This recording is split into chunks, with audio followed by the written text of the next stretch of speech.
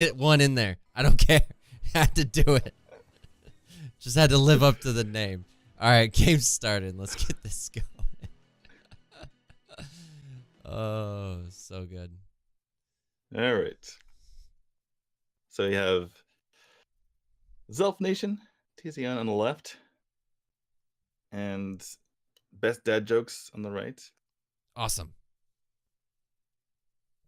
Awesome dad jokes. We're changing to BDJ now. Oh, okay. BDJ. I like it. With a Murad ban. That is very NA. It definitely is. Murad is definitely a troublesome hero for a lot of solo queues, but when it comes into team play, not so much. But right. I like the Grok ban. Personal favorite character of mine, but I don't know if I would ban him over some of the other heroes. It was a shout out to you. It like, must this be is for you. James Can't pick knows. him, but we'll ban him. Mm-hmm. Get him on the screen. All right, and then okay. So Thing me is just also no surprises. Me being a little OCD, I know this has nothing to do with anything, but the pictures in the top right are just off a little. Just bothers me just a little. You can see this little sliver of the picture. It's not our overlay, guys. I'm looking at it through my client, and it's off on the client too. Like the actual client, it's off. Ooh, we got a first pick Batman. I gotta say, they're gonna be we're gonna have to rename them to off meta or something. We got Tulin and Batman going on right now. I'm interested because this is like screaming early game. We're gonna snowball as hard as humanly possible, but then they pick a Tell, which is interesting. I guess just win the early game, allow your Tell to build up. But Kilgoth is somewhat. He's not really an early game hero, but he's a hero that can easily farm up. Mm-hmm. And Arum is also a very early game hero too. So expect an invade. I would very much expect an invade here. Just right off the bat. Yes, absolutely. No pun intended. Right off the bat, man. I see what you said. I see what you did there. Dad jokes coming out. Woo! Living up to the name. Living up to the hype. My knee is turning red. So much knee slapping.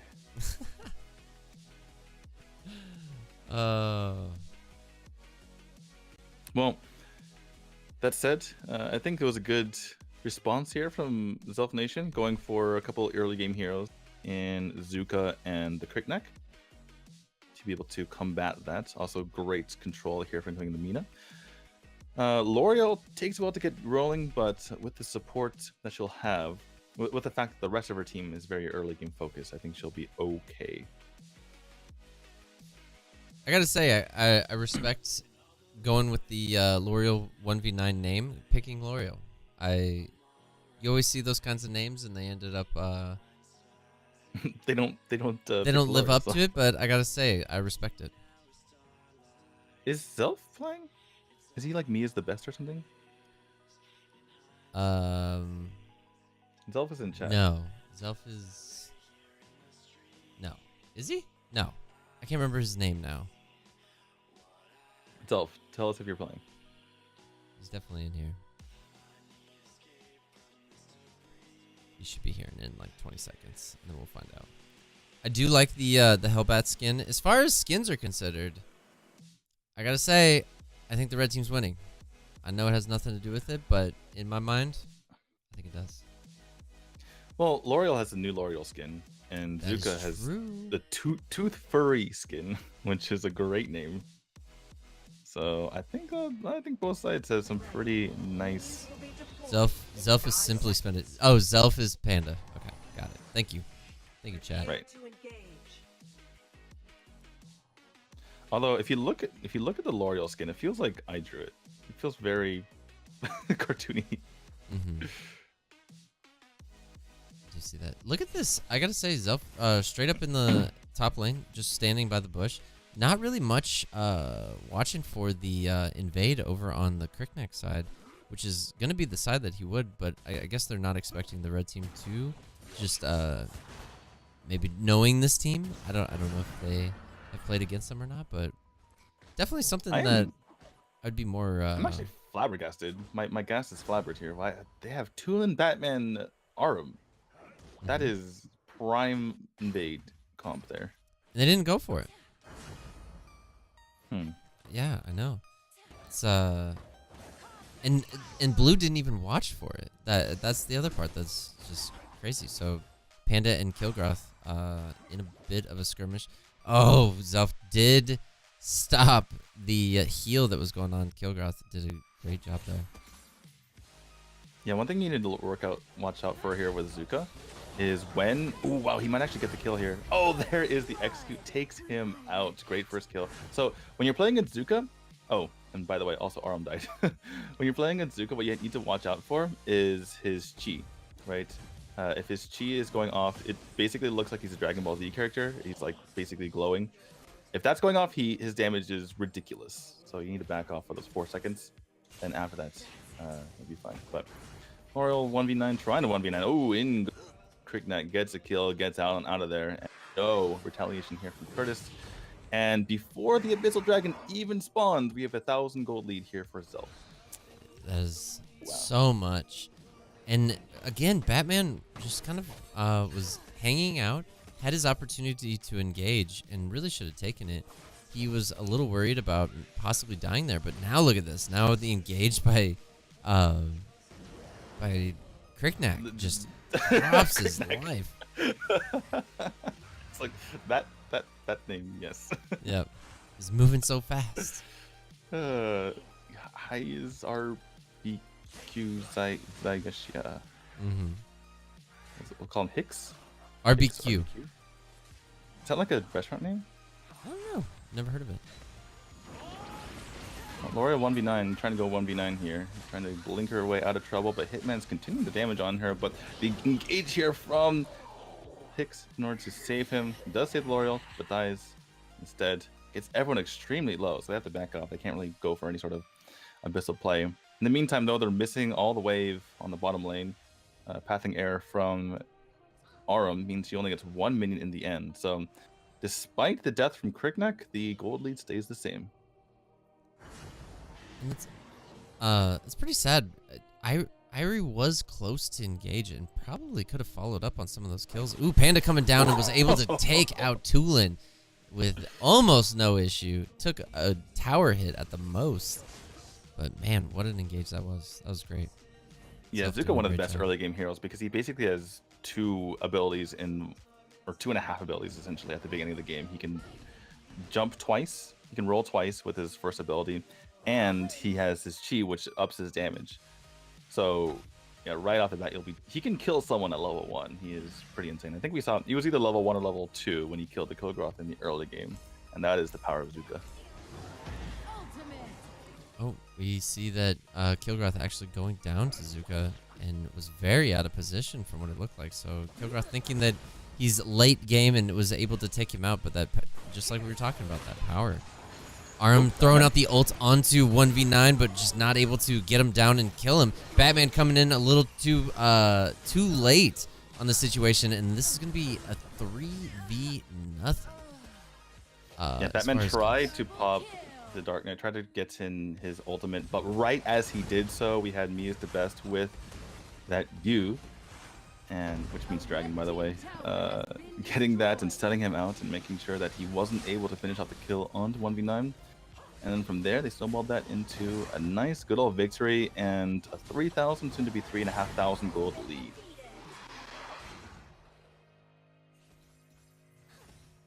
Such big gold lead at this point. It's this red team. We haven't got to see much of Batman. He's only been around one of the kills. He's been in the jungle. He's been around, but just still hasn't been able to really succeed. And this is his time to shine. Yeah, the only time I've ever seen a Batman be successful and not play an early game Tulin goes down. The only time I've ever seen it work that way is when AHQ plays them, and they're a very bizarre team. They do strange things. So Curtis wow, ends up ulting towards the tower, knowing that Panda's gonna run straight through him. Panda runs through him, and Batman misses his ult, which would have killed Zelf. And now Talanis gets engaged on, and look at that damage. This 5k gold lead is now really starting to show when Crickneck starts to initiate. We have 2 observers between the 2 of us, and we can't even keep up with these kills. Tulin's dead. Earlier we had Arum die somehow. We also had the Kilgroth die again somehow. It's just this is just a slaughter. This is just a massacre. Each minute there's been at least 2 kills in this game Yeah. so far. It's hard to keep up. How about I look at the left side, you look at the right side. We'll cover all the kills. You know what? We're gonna try. Let Irie go. Down goes Batman. Irie finding Batman with L'Oreal, trying to just go into his jungle just to get the blue buff. He runs smack deb into all 3 of them. There's another kill. Gonna kill him, Kilgroth. Kilgroth dying to Panda up on top, and is just a absolute bloodbath, just like the announcer was saying. Arum going in, trying to throw out what she can. And now look at this. Arm's not going to be able to get Irie. Irie's going to get out of there, so what looked like a guarantee kill. Irie was able to get out. I looked back over to that slide, and Irie's entire health bar was white. You know when it's waiting for it to go back down to 0? Oh, that was hilarious. Yeah, the shield that came out from Mina was able to save him. But yeah, just unable to keep up with the TheZelphNation. Zelf himself just completely owning his lane. Earlier, the kill that he had, Kilgroth was below tower. Thought he was safe, but the tower itself was very low, so he took out both. He goes down once more into Batman. Finally, Zelf goes down. So too does Laura 1v9.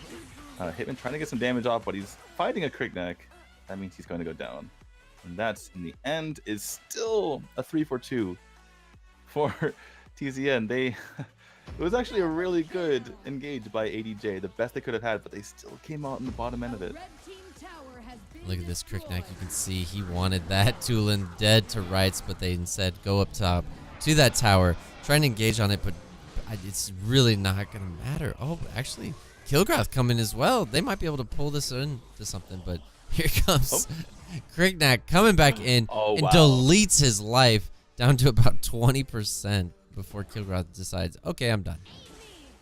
That's the standard Crickneck play, by the way. You jump in, use Terrifying Plague, you drone drop Terrifying Plague, attack, one more death, and then you rush on out of there, and then you're able to dodge anything that comes out. So Batman tried to get his battering out, but it missed because of the excellently timed horn rush out of there.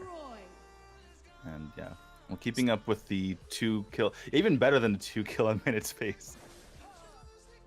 So Irie actually was able to see Talanis going for a jungle minion, saw Batman, engaged on both, hit execute, and got a double kill. Was that last bit of action. And you can see Kilgroth trying his best to protect his towers, but it is just so much damage for this team. Arum was able to hit Crickneck. Batman completely missing his ult. Wasn't close. Okay, while that was happening, up in the top lane, Irie had about a quarter health, and then got hit by Tell's ult. So she was at that point like 5% health, and instead of running away, she jumps in, uses view, gets the ult off, kills the Tell, ends up dying to another member, but literally had like 5% health and 100 to 0 the Tell. Wow. Oh my goodness. Batman in hot pursuit of Panda, but Panda at any moment can turn around on this and just... He needs to turn around because he's gonna die to this battering, yeah. Yep. So he thought that he really miscalculated the damage. He needed to go back in and possibly lifesteal, but it doesn't look like he actually has any, so... Well, if he... I suppose his second ability was probably on cooldown, but that does give him a shield. Mm-hmm. Although, does it do true damage? I forgot. Getting damage abilities. It does... No. I don't think it does. I should know this, but any case, all the towers are down. That's going to be Super Trooper minions walking out the middle. Oh, look at these big boys. Look at these big boys in the mid here, walking up the mid lane. We have the just dragon, watching it. and we have all 5 blue members up, but only 2 of them are in the base right now, and already took 2/3 of the life of this team. And now look at this, 1v9 going in. L'Oreal trying to live up to the name, and Crickneck actually getting taken out by Talanis, and L'Oreal actually finishing off quite a bit there. Still in hot pursuit. Here comes Irie. To the fountain. Yes, she went in, tried to survive it all, but that is going to be game number 1. Wow. That was just an outclass league. Well, you know what? I think Adjudicators did their best. They still have 1 game to go. I don't believe they're going to win the series, but I think this is a good learning opportunity, right? Yeah. People always talk crap about the pros, and you know, Adjudicators just completely got demolished here, right? And so if you think you're one of those guys on solo queue who like, yells at the pros and says I could do better, watch this game. Watch this game, and you'll be informed otherwise. Absolutely. And so Awesome Dad Jokes is actually new to the scene, so they are they're getting they're stepping their feet into the whole competitive scene. So this is still a little new to them. A little bit of baptism by fire here. Yes, absolutely. They're just getting thrown to the wolves. I gotta say, they just need to know their comp, right? If they're gonna be playing Tool and Batman, those are both notoriously early game heroes. Kind of same thing with Arm and Away as well. Got to go for that invade. Got to be aggressive. You can't play aggressive heroes and play passive. It's just not gonna work.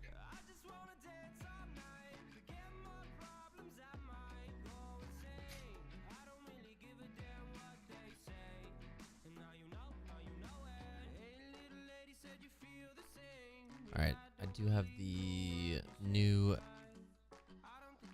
lobby ID. Let me send it to you. There you go. All right.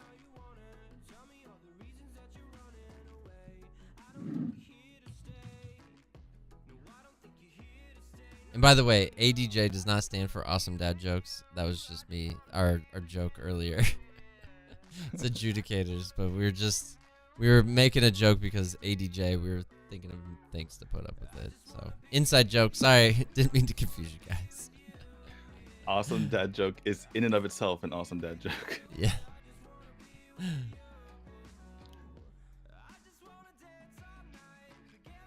I still don't know what this guy's name is. Hicks RBQ Zaishia. So if we type that into Google, what is the first thing that's going to come up?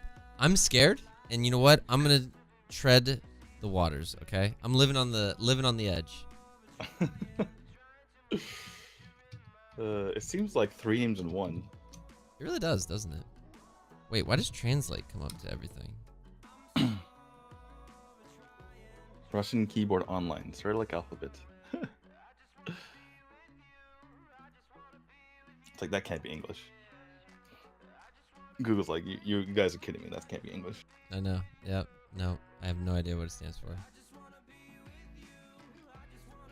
Oh, we misled chat. A guy was about to ditch TZN for awesome dad jokes. Well, we know one thing. We are definitely great at branding. Yes. If anyone wants to come to us, yeah, just give us 3 letters. We'll make something out of it. Don't even worry. $1,000 per name. Yep. All right, so we're into the hero picking. Crickneck ban. I did not see that coming. So already this team is, I mean, just like we were saying, they're very new to the competitive scene, and already they're learning, hey, by the way, we should ban out Crickneck. But yet, they should not ban the Murad. we do see a wasted ban on Murad. This is our professional advice from us to you. I know Murad is good in solo queue. It's not so much in professional play. I don't think that, even if you didn't ban Murad, I doubt that TZM would play him. I think they would play him just for the pure, joke of it. That would be at this mean, point. though. That would be mean. It's like, Mhm. yeah, you should have been Murad. Yes, absolutely. Ooh, the Batman ban. I gotta say, I mean, that is some respect if they go through and ban that. It banned out the Yorn. Okay, I think TheZelphNation Nope. at this point might be Just messing around. Yes. So hopefully they don't pick Richter. I guess it's not really an official game, so they might be able to play him. I don't know. I don't know the rules at this point, but they end up going with someone else, so that's good. Good. But Lubu first Lubu, pick. not exactly what I'd want. Lubu is actually a little bit underrated. I think that he's one of the top side laners at the moment, but yeah, don't need to really first pick him. Over on the other side, we have a Morin Necroth. That is double jungle, because Morin is not usually a side laner. Usually, when you have a side laner, you want someone who scales quickly, or someone who can just be a backliner and just shred in the late game. I suppose Morin does sort of fit that role, but it's not usually the pick. But TZN's trying stuff out. Over on the other side, Valheim. This is actually a pretty solid draft. I like this draft a lot better than last game here from Adjudicator Jad Jokes. Yes, absolutely. The draft is looking a lot better for sure. Right. Give me 1 moment. Be right back. Sorry. No problem. With the butterfly coming in, this is actually not, even if this were a pro draft, I wouldn't mind the butterfly at all because of the rest of the team comp. They have a nice engage with the Jinnar and the Ebonet. So I think this is perfectly fine here. If this were a pro draft, I would say that Adjudicators wins pretty easily, but I feel like TZN is still going to come out on top. But in any case, get some good old Gilder action in here. See how that works out for them. Looks like we have a switch up. RBQ going to be on that Zuka this time. Zelf going to be on the Necroth instead. X James, one of the tournament organizers, going to be on that Morin here. L'Oreal 1v9, obviously on L'Oreal.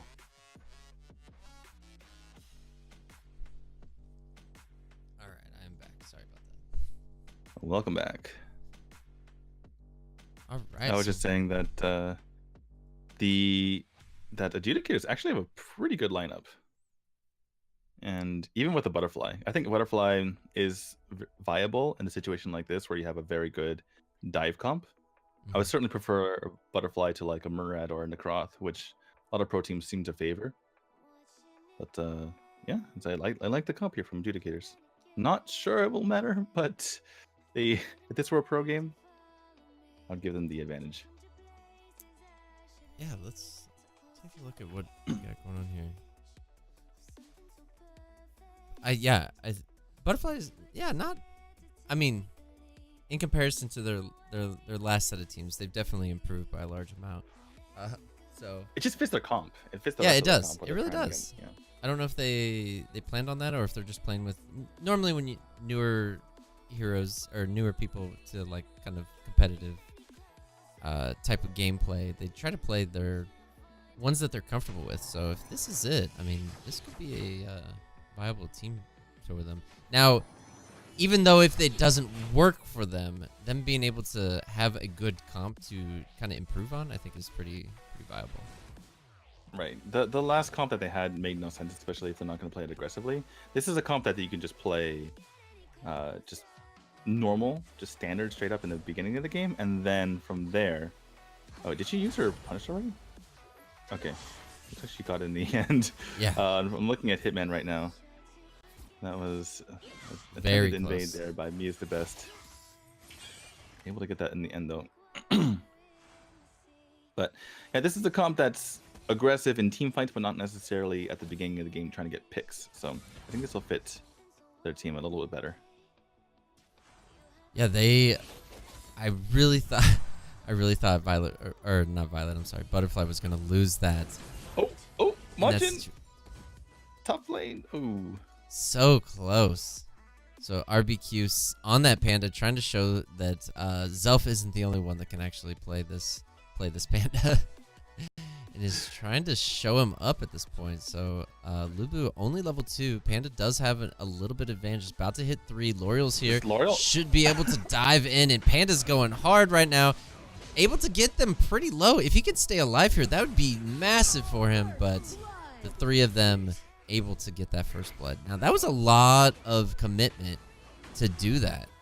Butterfly's coming. Yep. She's half health though. And I don't know if she'll survive, especially because the tower's about to go down. It does jump onto the Zelf. Oh my god, she goes in, nearly has the Zuka. Oh. Tries to go in. If she could just kill one, she'll have the reset, but oh no. Bat comes in Zuka and finish them off. Oh my goodness. A great attempt. She almost was able to pull off the double kill, but just wasn't able to close out one of the kills. That's all she needed. But Panda did play that well. Waited for the shield to come back up, went and re-engaged, and yeah, it's basically what you expect out of Panda. I just thought that was extremely funny though, because we had L'Oreal initially taking the tower shots. That's normally a support's job, but L'Oreal's like, I can do it. I can blink. I can iframe all of these shots and blink them all out. But wow, in comes the ult from Zuka as he gets it off of that tower. Excuse me, he had it before that, but going back onto the Lubu. Lubu's one of the best duelers in the game, but one way to counter his dueling capabilities is to just burst him down and run away once he pops Conqueror. Yep, and Panda is that mode to where he can jump in, do the burst, and get out of that situation. So he's gonna be looking good. Speaking of which, Panda. Yep, Butterfly's going in, and they're going to be able to actually finish him off. So good gank right there by Butterfly and the Eboneth. No, in the mid lane. Mia's the best, taking some damage, taking a lot of damage actually. Has to get on out of there. And it looks like we actually got some kind of initiation up on top, but Conqueror being popped by that Lubu. Ooh, and bottom! What is going on? Great exuberance here. It was actually a 4v1. There's no way he's getting out of that one. And Blue is now going to be able to pick up this dragon if they're... and that's exactly what they do, but now Yevon needs to be careful because he's going to get run straight into the entire red team. He really needed to stick with his team, but almost has a great way to escape. Butterfly was able to hopefully get out of this. Wow. So... not the ideal situation that Blue wanted. They definitely wanted Mr. Groot to live through that entire situation, but was able to come out with the dragon and a kill onto Morin. Yeah, the one thing I want to point out here, though, is they haven't had the worst game. It's 2v4. They have the dragon. In most situations, down 2 kills, but up an Abyssal. Looks like Jinner's going to get on out of here. But usually in that situation, you see a team down maybe 500. And if they're really good at farming, they're even. But we see them down nearly 2,000 gold here. And that just goes to show how much better that TZN is farming. They're making sure to never miss a wave. And not only not to miss a wave, but also to make sure to get last hits on these minions. And that's not really a big deal. Like a couple minions here and there. One minion is about the same as a monster. One of the smaller monsters, right? So... I should say the melee minion is about the same as the smaller monster. So when people try to go to the jungle and get their farm back, it's not the best idea. James does go down here. Wow. But, I mean, you couldn't have set that up and served it to the blue team any better. Blue was sitting in both of the bushes, completely surrounding James, and was able to execute and use 2 ults to shred the entirety of his life. Yeah, and Valheim is building magic damage, and he's going for that apocalypse. So that means his ult's going to be doing even more damage here. And top needs to be careful. They're rotating up there quick, and he has no idea. But he's focused on killing Panda, but does get it with that execute. Wow. So you could tell that Hicks was trying to keep him around the area, but stayed too long for that. That said, Butterfly comes in and jumps into her death. It's taken out by L'Oreal and Zelf here.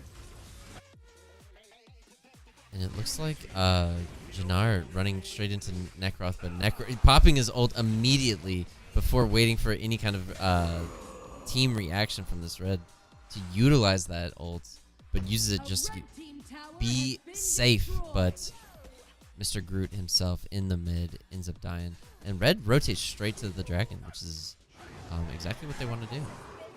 That's their first dragon of this game.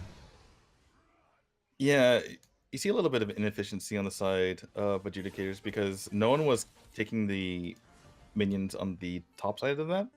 And then when it finally needed to be dealt with, they sent 2 there. So just inefficiency, which allowed for Zelf to go ahead and take the Abyssal. Now they're going to take bot tower. They take out the Valheim. And at this point, they're starting to cruise. Yeah, very much. Butterfly just not able to really come online. She does have 2 assists, but it's just having a very hard time trying to get any last hit on these kills. Gilder jumping in, throwing out that ult, and perfect execution right there. Was able to flicker to make sure that that stun was going on. Butterfly jumping in, almost able to kill Panda, does finish him off, and now jumping in to try to do her butterfly things, but just gets shut down by the red team. If she had maybe one more teammate there, could have possibly turned that into something, but Curtis was down on bottom trying to save his tower, and Lubu was running up top to try to save the top tower. Well, that's the issue, right? Because earlier on, 2 of his teammates got taken out by his team, and he didn't want to jump in there, and for good reason, because lots of death circles on the ground between Gilder's ult, between the smite from L'Oreal. Didn't want to jump in on there. That meant, though, that he had to go in by himself after the fact. Couldn't do the 1v4, unfortunately. Look at this, Jannar, as soon as he sees trouble, popping his ult, running away, while Lubu running in and is just completely running into all 4 heroes. The exclusion of Morin that was down on bottom pushing that. Morin should be able to push this bottom lane and get this tower pretty easily if he, especially with the Nekroth there. Yep, no big deal. Nekroth's actually pretty good at taking down towers, kind of like a pseudo marksman, because you can jump in, deal the damage, and get out if you so need to.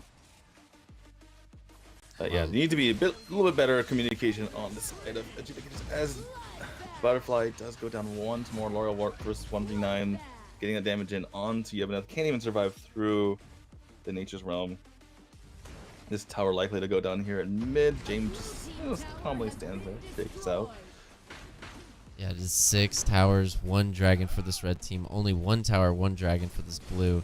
The gold difference is almost at that 10k point, and blue is just got a huge uphill battle for themselves. And wow, that Panda comes in, throwing out the damage. Gilder trying to do his thing, throwing out his ult, trying to stun as much as possible to give his team enough. But Gilder runs back in onto Panda. Panda actually was able to stay alive, and now L'Oreal is going to be the focus of the damage. She goes down, and Butterfly is now chasing down James and might be able to finish him off if the team can keep up with him. But Hitman then. So that was a lot of just diving in from the side of TZM, trying to take down these towers. They were successfully able to get 2, so that will give them some sort of map control going forward. Mid could be pushed down here by Adjudicators, and the timers are actually extremely long on TZM because they're too high level. And, you know, first world problems, right? Your level is too high, so therefore your death timers are too long. You can't contest here. But they do lose their 2nd tower of the game. But I feel like that is the last that we'll see from Adjudicators as far as the comeback is concerned. Yeah, the only thing that they would be able to do is possibly get a Dragon or a Dark Slayer, and they're just not in a position to really even have eyes out there, let alone try to fight for one at this point. Ooh, I'm seeing a big issue with the Adjudicators. They don't have a support item. And having that Essence of the Wind shield would be very nice. Yes, it would. Wow, that is a very good fact.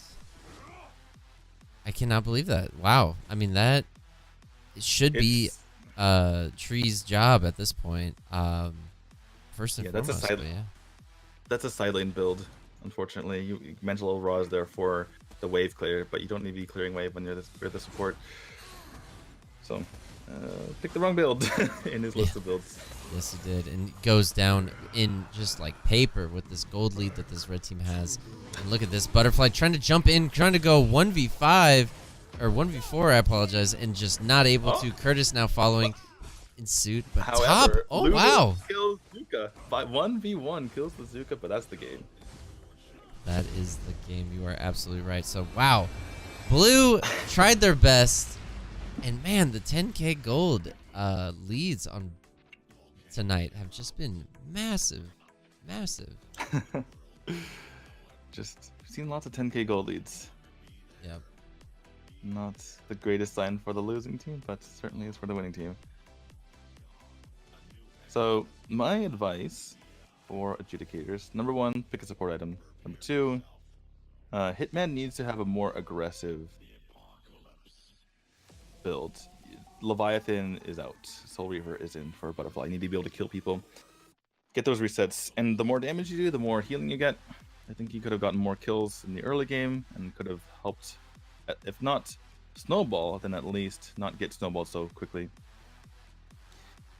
And yeah, that's about it. As far as the Valheim is concerned, if you're going to play a side lane Valheim, especially if you have a roaming support in the Yevoneth, then you want to go a little bit more defensively. I'm fine going for magic damage, but you need to have like a Blitzblade and then either the Hyogas or Frostcape and then go back into magic damage. Yeah. Because he was a little bit too squishy. He really was. Towards the end, I mean, you saw that. That was, I believe it was L'Oreal that ended up hitting him. And I don't know if he just didn't have any magic damage or not, but I mean, just completely shredded him.